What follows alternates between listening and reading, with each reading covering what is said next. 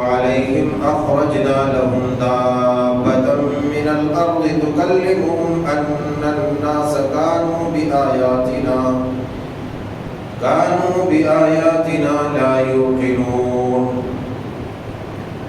سبحانك لا علم لنا إلا ما علمتنا إنك أنت العليم الحكيم رب اشرح لي صدري ويسر لي أمري واحلل عقدة من لساني يفقهوا قولي رب زدني علما ربنا يسر ولا تعسر وتمم بالخير.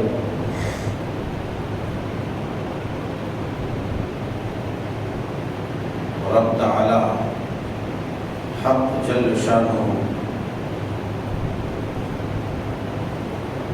نے اپنے فضل و کرم اور اپنی عنایت و مہربانی سے ہم سب کو دین خدا اور دین مصطفیٰ علیہ الصلاۃ والسلام کا پیروکار ہونے کا شرف بخشا ہے. دنیا کے بے شمار قوموں میں ہم غریبوں کے اوپر خاص توجہ فرمائی اور مخلوقات کی عبادت سے ہمیں آزاد کر کے ایک خالق حقیقی کی بندگی کرنے والا اونچی پیشانی والا انسان بنا ہے، عزت دار پیشانی والا انسان بنا ہے. اسی لیے ہمیں ہر آن، ہر گھڑی، ہر وقت، ہر لمحہ اس رب ذو القوت المتین کا شکر بجا لانا چاہیے، کیونکہ بے شمار مخلوقات اور بے شمار جن و انس میں ہمیں اس لائق بنایا کہ ہم خالص اس کی عبادت کرتے ہیں. فَلِلَّهِ الْحَمْدُ وَلَهُ الشُّكْرُ سبحان اللہ وبحمدہ سبحان اللہ العظیم. احباب گرامی، گزشتہ خطبے میں وہ ہمارا پچھلا موضوع جو بالکل اپنے اختتام اور انتہا کے قریب ہے کہ دنیا اپنی انتہا اور اختتام کی طرف ہماری گفتگو چلی تھی. آج بھی اسی سلسلے کی ایک کڑی آپ کے ہوش گزار کرنے کی سعی پہم کر رہا ہوں. رب تعالی حق جل شانہ سے دعا ہے کہ مولا کریم ہمیں اسلام کی حقانیت پوری سچائی، دیانتداری اور ایمانداری کے ساتھ پیش کرنے، اسی طرح ہمیں سننے اور عمل کرنے کی توفیق افزانی فرما. آمین تقبل یا رب العالمین. تو باتیں چلی تھی کہ لا تنقطع التوبہ، کہ اس وقت تک توبہ کا سلسلہ منقطع نہیں ہوگا. لا تنقطع الہجرہ ولا تنقطع التوبہ حتی تطلع الشمس من مغربها، کہ ہجرت اس وقت تک ختم نہیں ہوگی جب تک کہ توبہ کا دروازہ بند نہ ہو جائے، اور توبہ کا دروازہ اس وقت تک بند نہیں ہوگا جب تک کہ سورج اپنے اپوزٹ ڈائریکشن سے، اپنے مخالف سمت سے، اپنے وپریت دشا سے نہ نکلے. ہمارے دن کا آغاز سورج کے طلوع سے ہوتا ہے، اور ہر ذی شعور انسان کو اس بات کا علم ہے کہ سورج ہر روز صبح جو نکلتا ہے وہ ایک ہی سمت سے، ایک ہی دشا سے، وہ پورب کی طرف سے نکلتا ہے۔ مگر میں نے گزشتہ حدیث میں ہم نے سماعت فرمائی کہ ایک روز ایسا ہوگا کہ رب تعالیٰ کے سامنے جب سورج سرو سجود ہوگا اور اجازت چاہے گا کہ پروردگار عالم اب مجھے اجازت دیجیے کہ آپ کے دربار سے میں واپس جاؤں اور ٹھیک اپنی جگہ سے اپنے سفر کا آغاز کروں۔ رب تعالیٰ کا کہنا ہے آج تم واپس نہیں جا سکتے، آج تمہاری واپسی نہیں ہے۔ سورج خاموش اپنی جگہ پر بیٹھ جائے، مطلب یہ ہے کہ بیٹھ جانے کا مطلب یہ نہیں ہے کہ کرسی لگا کے بیٹھ جائے، یعنی رک جائے گا۔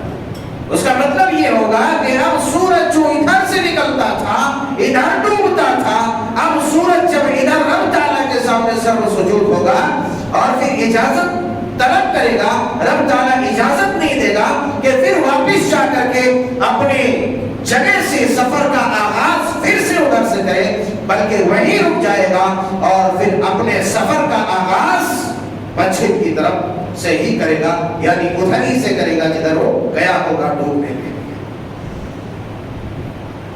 اور آپ کو معلوم ہے، میں نے بتلایا ابھی جو حدیث پڑھی اس میں کہ جب سورج مغرب سے طلوع ہو جائے گا توبہ کا دروازہ بند ہو جائے گا، توبہ کا دروازہ بند ہو جائے گا۔ اس کے بعد جب یہ نشانی وجود میں آ جائے گی، سورج مغرب سے طلوع ہو جائے گا، اس کے بعد وہاں سے اور بالکل قیامت بالکل قریب ہو جائے گی۔ اور وہ جو حدیث میں نے پڑھی تھی 10 نشانیوں والی، تقریباً وہ نشانیاں اب پوری ہو رہی ہیں، اور ان قریب مطلب ہمارے خطبے میں پوری ہو رہی۔ کہیں آپ یہ نہ سمجھ لیں کہ ہم ایسا نہیں، ہمارے خطبے میں وہ نشانیاں ہم بیان کر کے مکمل کرنے والے ہیں۔ تو 10 نشانیوں میں سے ایک نشانی یہ تھی کہ سورج مغرب سے طلوع ہوگا، اس کے بعد اس کے فوراً بعد، اسی لیے اللہ کے پیارے حبیب علیہ السلام نے ارشاد فرمایا تھا کہ بادروا بالاعمال ستا۔ سیدنا حضرت ابو ہریرہ فرماتے ہیں، صحیح مسلم شریف کتاب الفتن کی حدیث، میں نے یہ حدیث پڑھی ہوئی تھی مگر مکمل تشریح نہیں ہوئی تھی۔ اللہ کے پیارے حبیب علیہ السلام نے ارشاد فرمایا بادروا بالاعمال ستا، کہ جتنا جلدی ہو سکے 6 چیزوں کے وجود سے پہلے نیک اعمال خوب بڑھ چڑھ کر کرو۔ طلوع الشمس من مغربها، جب سورج مغرب سے طلوع ہو جائے اس سے پہلے تم جتنا زیادہ نیک اعمال کر سکتے ہو، جتنا توبہ کر سکتے ہو، جتنی زیادہ رب کے راستے میں اپنا وقت، اپنا مال، اپنا سب کچھ دے کر کے رب کو راضی کر سکتے ہو کر لو، اس سے پہلے کہ سورج ادھر سے طلوع ہو جائے۔ ابھی دجال اسی طریقے سے دجال کا خروج ہو جائے، ظہور ہو جائے، ابھی دھواں کا عذاب آ جائے، جیسا کہ پچھلے خطبے میں ہم نے سنا، دھواں نمودار ہو جائے، ابھی دابہ یا پھر زمین کا جانور نکل آئے، او خاصۃ احدکم او امر العامہ، یعنی اجتماعی اور انفرادی عذاب تمہیں اپنے چپیٹ میں لے لے۔ اجتماعی طور پر رب کا عذاب تمہارے اوپر نازل ہو جائے، یا پھر انفرادی طور پر اللہ تبارک و تعالیٰ اپنا عذاب نازل کرے تمہارے اوپر۔ اس سے پہلے تم ان 6 چیزوں کے وجود سے پہلے تم زیادہ سے زیادہ نیک اعمال کر لو، نیک اعمال میں جلدی کرو، دوڑو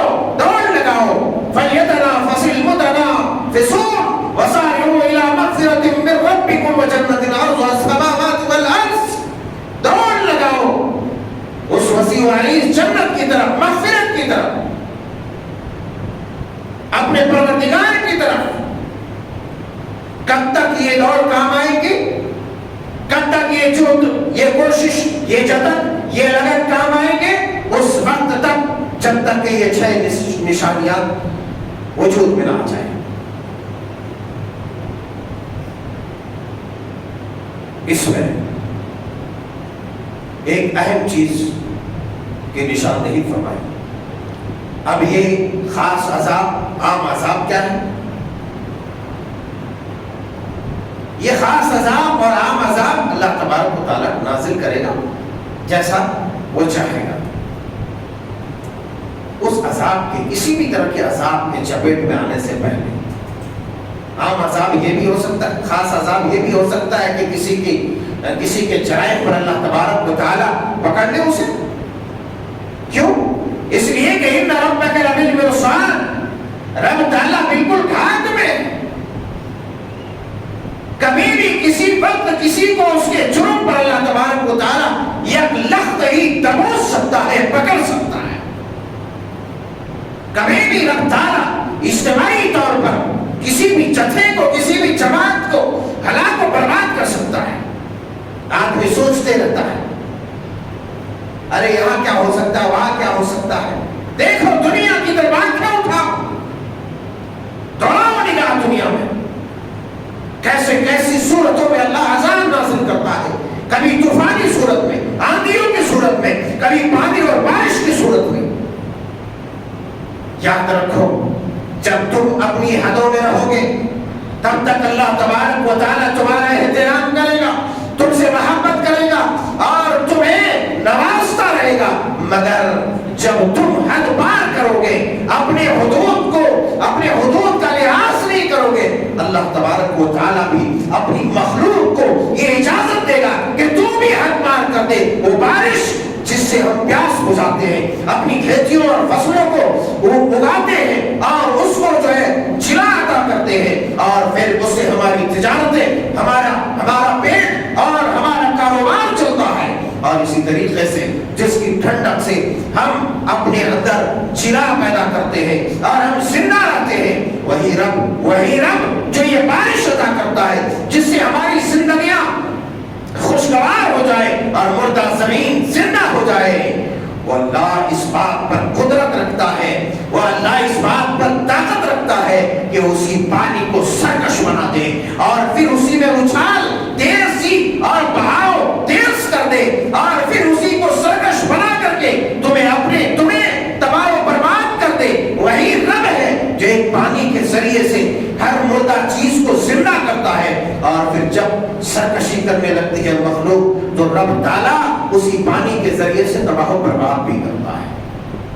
فرعون پانی پیتا تھا، فرعون ہی پانی پیتا تھا، قوم نوح پانی پیتی تھی، اسی پانی کے ذریعے زندہ رہتی تھی۔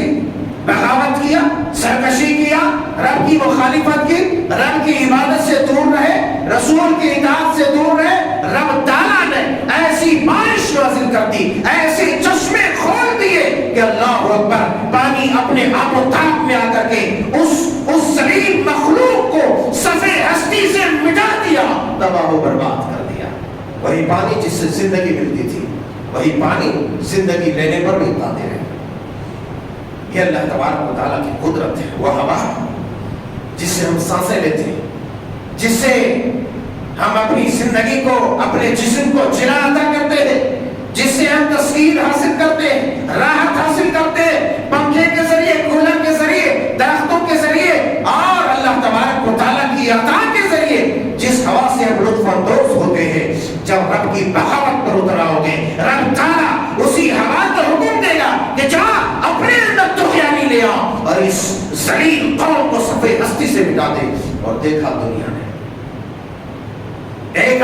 نے ہفتوں پر اسی ہوا کو تیز کر کے اللہ تبارک و تعالیٰ نے مسلط کر دیا، قوم عاد کو تباہ و برباد کر دیا، تباہ و برباد کر دیا۔ ان ربک لبالمرصاد، تو اللہ تبارک و تعالیٰ تیرا رب بالکل ہاتھ میں ہے، اس لیے بچ گیا۔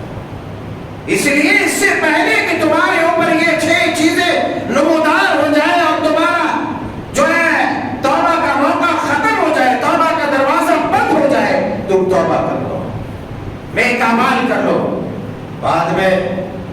روایات کے اندر ہے، مفسرین شارحین حدیث بیان کرتے ہیں کہ جب سورج مغرب سے طلوع ہو جائے گا تو تمام کافر ایمان لانے لگیں گے، ارے چلو،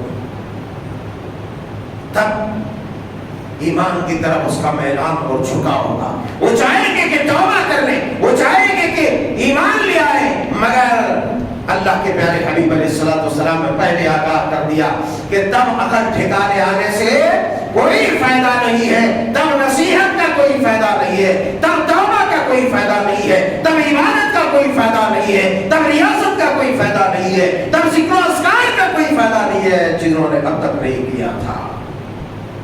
اسی لیے اس گھڑی کے آنے سے پہلے اپنے آپ کو زندہ کرو، اپنے اندر روحانیت اور تابندگی پیدا کرو، تو تب کافر لوگ بھی ایمان لے آئیں گے. اور ویسے عذاب الہی دیکھ کر کے ہر کوئی ایمان لانے لگتا ہے، مگر دیکھا فرعون پہ ڈوب رہا تھا، کہنے لگا کہ ہم بھی ایمان لاتے ہیں. اللہ تعالیٰ نے جبریل کو حکم دیا کیچڑ اٹھاؤ کیچڑ اس کے منہ میں جا کے ڈالو، کیچڑ اٹھا کے منہ میں ڈالو، ہو گیا تھا. جب یہاں روح اٹک جائے گی اس کے بعد کرو گے لا الہ، کوئی فائدہ نہیں ہے اگر پہلے ایمان نہیں لائے. بلکہ موت کو دیکھ کے ہر کسی کا پندا پانی ہوتا ہے، ایمان لانے لگتا ہے، تب کیا فائدہ؟ تمہارا ٹائم ختم ہو گیا، تمہاری گھڑی ختم ہو گئی ہے. جب چلا کر بتایا جا رہا تھا تم نے سمجھا ہی نہیں، جب خالی پٹائی مار فرشتے ماریں گے، چہرے پہ ماریں گے، پیٹھ پہ ماریں گے، پیٹ پہ ماریں گے، کھاؤ علیہ اللہ. اللہ تبارک و تعالی ان سزاؤں سے، ان عذاب سے بچائے. تو سورج کے طلوع ہونے سے پہلے، دابۃ الارض کے نکلنے سے پہلے، خاص عام عذاب کے نزول سے پہلے، جب عذاب کے چپیٹ میں آ جاؤ گے تو کوئی فائدہ نہیں ہے، چلاتے رہو، مر جاؤ، کوئی رہا نہیں ملے گی. اس لیے ابھی عقل ٹھکانے لاؤ. اس کے بعد ہم بات کرنے لگے دابۃ الارض. بہت سنی یہ دابۃ الارض ہے کیا؟ اللہ تبارک و تعالیٰ نے قرآن مجید فرقان حمید میں اس کا تذکرہ فرمایا. وَإِذَا وَقَعَ الْقَوْلُ عَلَيْهِمْ أَخْرَجْنَا لَهُمْ دَابَّةً مِنَ الْأَرْضِ تُكَلِّمُهُمْ أَنَّ النَّاسَ كَانُوا بِآيَاتِنَا لَا يُوقِنُونَ. سورہ عنکبوت میں اللہ نے بیان فرمایا کہ جب اللہ تبارک و تعالیٰ کا قول، اس کی بات ثابت ہو جائے گی. وَإِذَا وَقَعَ الْقَوْلُ عَلَيْهِمْ، کافروں کے اوپر اس کا عذاب نازل ہو جائے گا، نشانیاں نازل ہو جائے گی، نشانیوں کا ظہور و نمودار ہوگا. وَإِذَا وَقَعَ الْقَوْلُ عَلَيْهِمْ أَخْرَجْنَا لَهُمْ، جب ہماری بات ثابت ہو جائے گی، جب رب کا دیا ہوا وعدہ وقت آ جائے گا، تو پھر اخرجنا لهم دابة من الارض، پھر ہم زمین سے جانور نکالیں گے، زمین کا جانور نکالیں گے. اخرجنا لهم دابة من الارض تكلمهم ان الناس كانوا بآياتنا لا يوقنون. اور وہ جانور کیا کرے گا؟ وہ لوگوں سے بات کرے گا. تكلمهم ان الناس كانوا بآياتنا لا يوقنون، اور وہ کہے گا کہ ہماری آیتوں پر تم ایمان نہیں رکھتے تھے، تم یقین نہیں رکھتے تھے، تمہیں یقین نہیں ہوتا تھا، تم ایمان نہیں لاتے تھے. پھر وہ جانور کیا کرے گا؟ ہم حدیثوں کی طرف رخ کرتے ہیں. سنن ابن ماجہ کتاب الفتن کی حدیث مبارکہ پہلے ہم سماعت فرمائیں گے. حضرت عبداللہ ابن عمر رضی اللہ تعالیٰ بیان فرماتے ہیں، حضرت عبداللہ ابن عمر رضی اللہ تعالیٰ بیان فرماتے کہ میں نے رسول اللہ صلی اللہ علیہ وسلم سے ایک حدیث سنی جو آج تک میں نہیں بھولا، آج تک نہیں بھولا. حدیث سنتے ہیں، ہم ادھر سے سنتے ہیں، ادھر سے نکال دیتے ہیں، فوراً بھول جاتے ہیں، نہ اس کا اثر رہتا ہے، نہ وہ کچھ اس کا مفہوم ہمارے ذہن میں موجود رہتا ہے، کچھ بھی نہیں. بس ہم ادھر سے سنتے ہیں، ادھر نکال دیتے ہیں، کیونکہ ہمیں اس سے کوئی سروکار ہی نہیں. بس سنے، کانوں کی لذت ہے، مزہ آیا، قصہ ختم. بس ہماری زندگی میں یہی حیثیت ہے قرآن و حدیث کی. اسی لیے ہماری زندگی اس قدر جو ہے چکا چوند، خوبصورت اور جو ہے مزیدار والی زندگی ہے. اسی لیے کی روایت پوری کر کے جا کے خطبے میں بیٹھ جاوے اور پھر سن کر کے واپس آئے، کان کو لذت ملے گی، مزہ آئے گا، بس کے ساتھ ختم۔ صحابہ ایسا نہیں کرتے تھے، صحابہ ایک ایک بات پر عمل پیرا ہو کر کے بتاتے تھے۔ سمعنا واطعنا کہتے تھے کہ ہم نے سنا اور اطاعت کر لیا، ہم نے سنا اور عمل کر لیا، ہماری طرح نہیں کہ ہم نے سنا سمعنا وترکنا، ہم نے سنا اور اسے چھوڑ دیا۔ سمعنا واخرجنا من الاذن، ہم نے سنا اور اپنے کانوں سے نکال دیا۔ ہمارا یہ ہے آج ہمارا حال یہ ہے، ہم نے سنا اور اپنے کانوں سے نکال دیا۔ صحابہ کا طرز یہ تھا کہ ہم نے سنا سمعنا واطعنا اور ہم نے اطاعت کر لیا، ہم نے عمل کر لیا، ہم بجا لائے۔ مگر ہمارا حال ہے سمعنا وترکنا، ہم نے سنا اور چھوڑ دیا۔ تو کتنا فرق ہے، کتنا فرق ہے۔ دیکھیں جب اتنا فرق رہے گا تو آپ بتلائیے، ذرا تصور کیجئے، ہم صحابہ کی جماعت میں اٹھ سکتے ہیں قیامت کے دن؟ نبی کے ہاتھوں جام کوثر پی سکتے ہیں جب کتے کی طرح لوگوں کی زبان باہر نکلی ہوگی، پیاس سے تڑپ رہے ہوں گے اور پانی کے لیے وہ تڑپ اور ترس رہے ہوں گے، مگر اللہ کے حضور، اللہ کے پیغمبر، اللہ کے نبی سید المرسلین علیہ السلام اپنے دست اطہر سے اپنی امتیوں کو پانی پلا رہے ہوں گے۔ مگر ذرا تصور کرو جس کا شیوا یہ ہے سمعنا وترکنا، سمعنا وترکنا، ہم نے سنا اور چھوڑا، ہم نے سنا اور کان سے نکالا، ہم نے سنا اور اس پر عمل نہیں کیا۔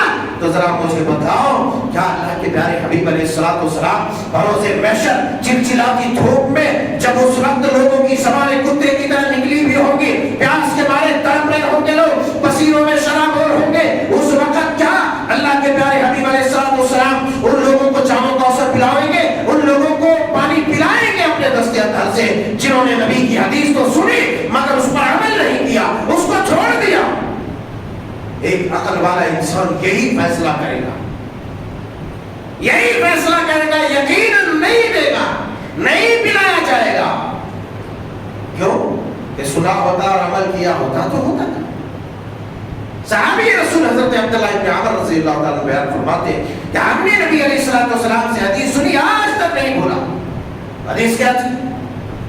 ان اول الآیات خروجا طلوع الشمس من مغربها وخروج الدابة على الناس ضحى۔ فرمایا کہ سب سے پہلی نشانی، یعنی بالکل قیامت کے قریب جو ایک دم نشانی ہوگی، یعنی اس کے بعد ایک دم سلسلہ وار یکے بعد دیگر جھٹ نشانی آتی چلے جائیں گے اور دنیا بالکل فنا اور تباہ و برباد ہو جائے گی۔ وہ سب سے پہلی نشانی سورج مغرب سے طلوع ہوگا، وخروج الدابة على الناس ضحى، اور دابۃ الارض چاشت کے وقت نکلے گا۔ پھر راوی حدیث بیان فرماتے ہیں حضرت عبداللہ ابن عمر رضی اللہ تعالیٰ عنہ کہتے ہیں کہ مجھے نہیں معلوم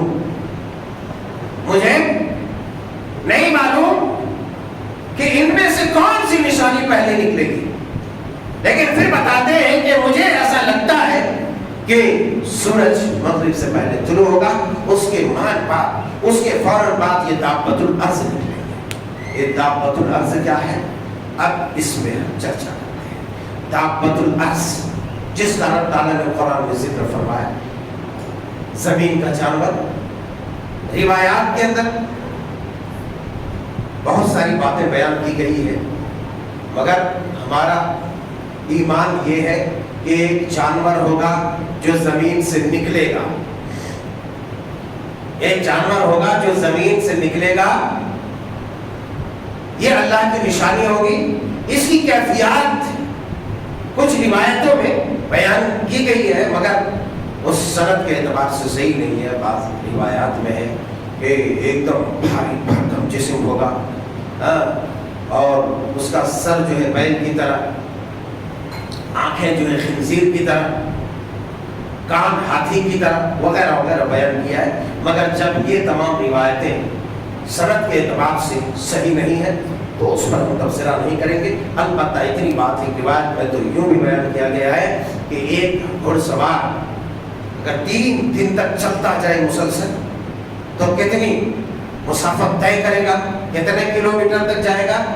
اس کا 1/3 حصہ وہ جو دابۃ الارض ہوگا، اگر ایک گھڑ سوار چلتا جائے تو اس کا 1/3 حصہ، 1/3 حصہ جو ہے کور ہوگا، یعنی اتنا بھاری بھرکم جسم والا ہوگا، مگر ہوگا تو خطرناک ہوگا، بہت بھاری بھرکم ہوگا۔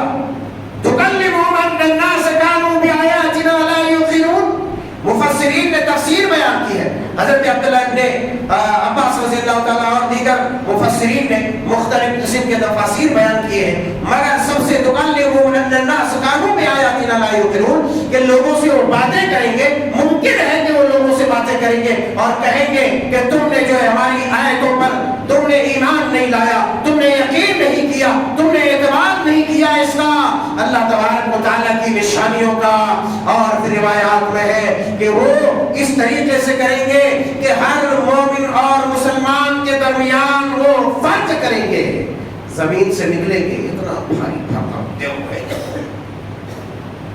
لوگوں سے بات کریں گے، یعنی لوگوں کو ایک ایک نشان دے دیں گے، ایک ایک نشان دیتے ہوئے چلے جائیں گے، یہ مومن ہے، یہ کافر ہے، پیشانی پر جو ہے وہ نشان دیتا چلا جائے گا۔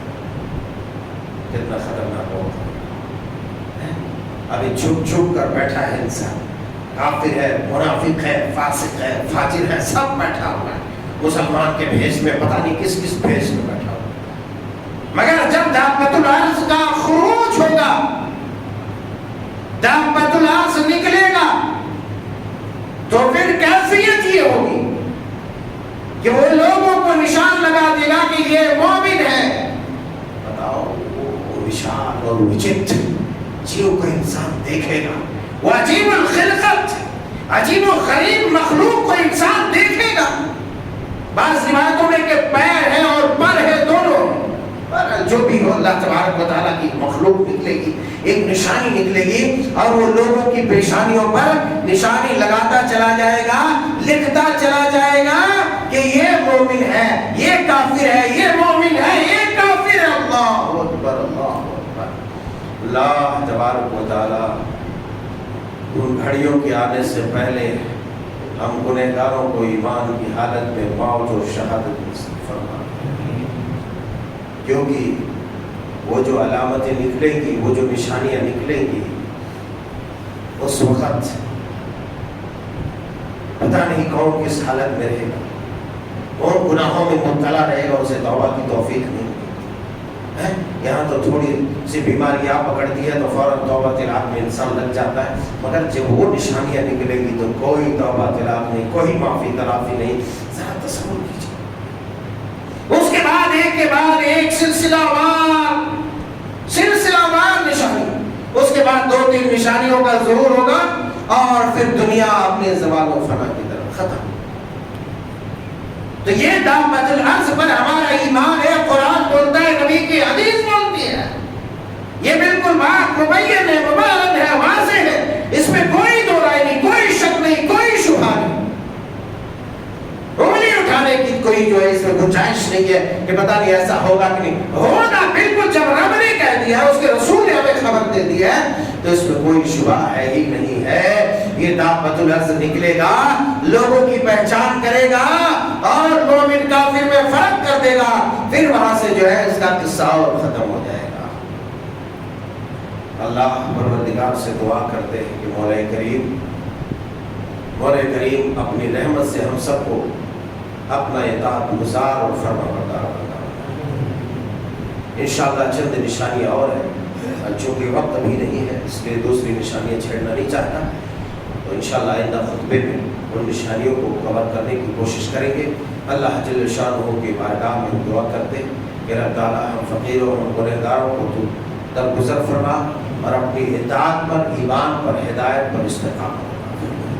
اے اللہ ہمارا دل بہت سخت ہو چکا ہے، اے اللہ ہم بڑے ضدی، ہٹ دھرم اور گنہگار ہیں، اے اللہ تو اپنی رحمتوں سے ہمارے دل کو نرم کر دے، اے اللہ ہمیں حرام کاری اور حرام خوری سے بچا، اے اللہ جو ہم نے عبادتیں کی ہیں رمضان میں، اس رمضان میں، اس سے پہلے رمضان میں اور دیگر ایام میں پروردگار اے اللہ تیری رحمتوں کا واسطہ تو ہماری ان عبادتوں کو قبول فرما، ان عبادتوں کی حفاظت کرنے والا بنا۔ اے اللہ آئندہ بھی ہمیں رمضان کے روزے نصیب فرما، اے اللہ دین پر، ایمان پر، ہدایت پر استقامت عطا فرما۔ آمین تقبل یا رب العالمین۔ وآخر دعوانا